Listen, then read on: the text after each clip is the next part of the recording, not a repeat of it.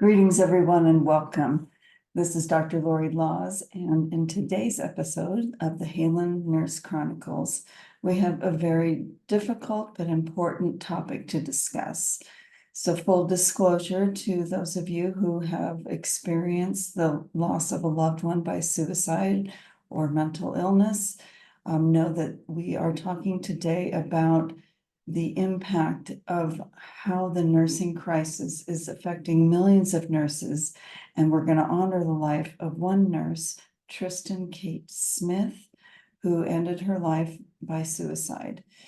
Now, it's really interesting, an insider's look into her relationship with nursing, her relationship with burnout and short staffing and nurse-specific traumatization, much of which is avoidable. And so I'm going to read today to all of us her letter to my abuser, which was published after her death by her father in the Oakwood Register. And I'm going to read it, and I'm going to do my best to honor all that she experienced, and as reflects of what so many nurses experience. I teach undergraduate nurses in their entry to practice program, and I often feel like there's more that I wish I could do. And this book behind you and the Breakup with Burnout Academy that is offered for nurses by my nonprofit organization is one way in which I am stepping up in my leadership, in my light work, and doing what I can to make a difference to our profession. So with that, I invite you to do what you can do with your leadership and your light work.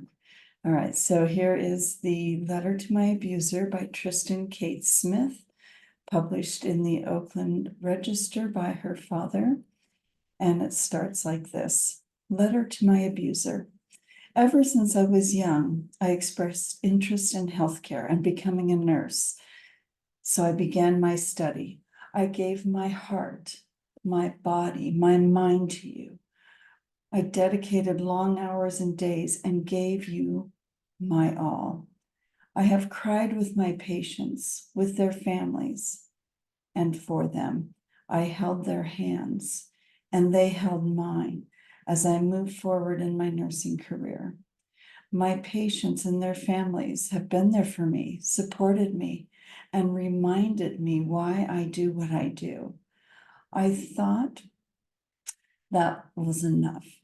This would be all I needed to carry me through my career. I told you I would be there through the good and the bad, but you have taken my heart and slowly crushed the goodness it had. You love-bombed me with affection and told me I was going into a career that matters. I could make a difference. You made me feel comfortable despite the rumors of your abusive past, rumors that I didn't want to believe. The compliments, the pizzas, the thank you letters gradually had less meaning to me, though. The staff I worked beside began to go away. In your eyes, these staff were unnecessary, but it came at a high cost for the advertised quality care provided to our patients by those of us who were left.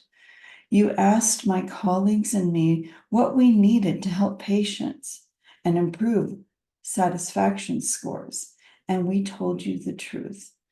But then you sent us to online courses that taught us just to smile more and be friendlier with the patients.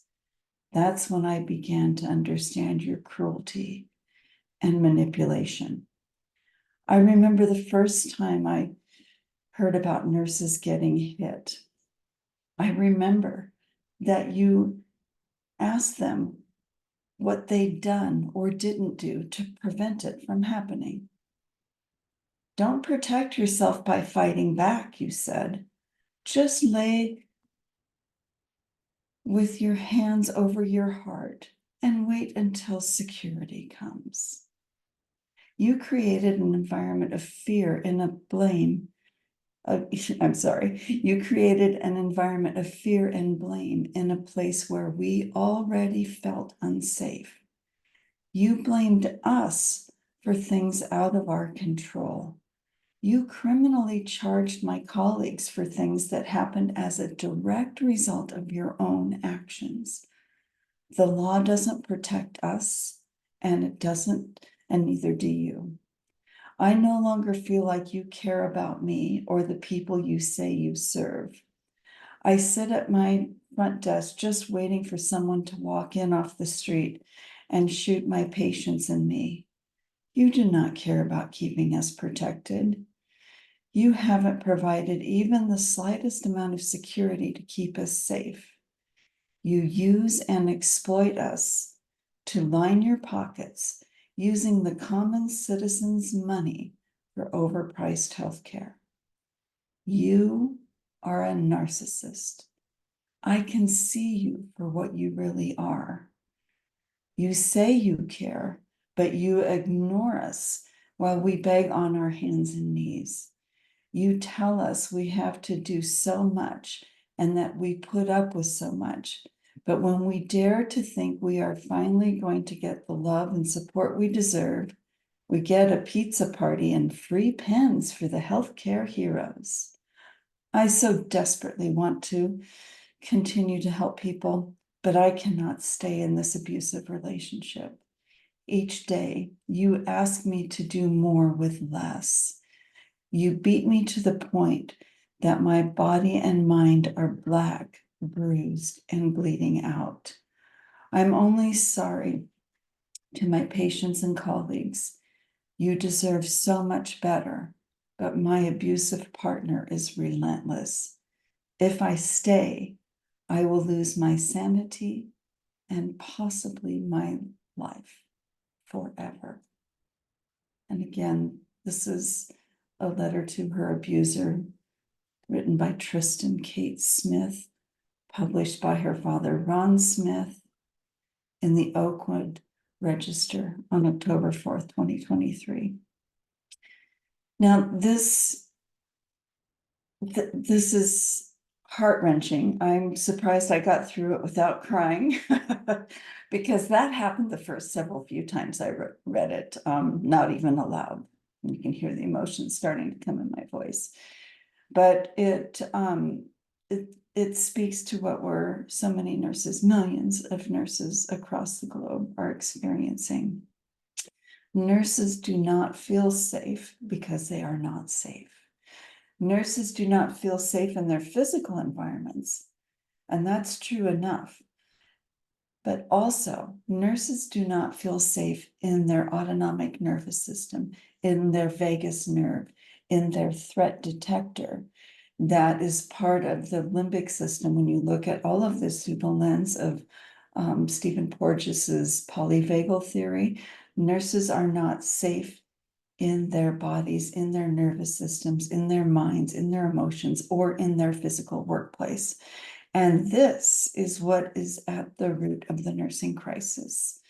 So in the weeks and episodes and months ahead, we will be unpacking how we can help nurses to insulate themselves from toxic workplaces, work environments, colleagues, and patients. So we can start the healing process so that we can heal internally in our nervous systems, in our polyvagal system, and so that we can start to work from our healed scars instead of our gaping open wounds, and come together as a nursing profession in our communities, in our groups, and across the world to ensure that we don't lose another nurse to burnout, we don't lose another nurse to nurse-specific traumatization, and we don't lose another nurse to suicide.